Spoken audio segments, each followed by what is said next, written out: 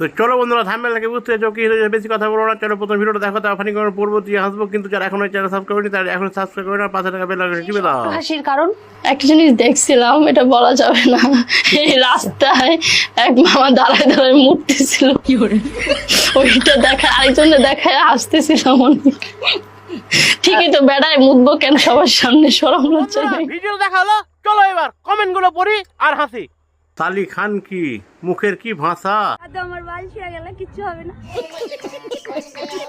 কি বলবো ভাই, মনে হয় বল্টুটা দেখে ফেলেছিল। সোনা দেখে এত খুশি, চুদলে তুমি কত খুশি হবে, এবং চোদার পর সোনার 2 হাত দিয়ে ধইরে চুষবে। বলো কি, তুমি সত্যি বলছো? হ্যাঁ। মা আছে কিন্তু বাপের কোনো পরিচয় নাই, এদের জন্ম ঠিক এইভাবেই হয়েছে। এসব কি অলক্ষণে কথা বলছো তুমি? আমি জানি এই জিনিসটা তোমার লাগবে।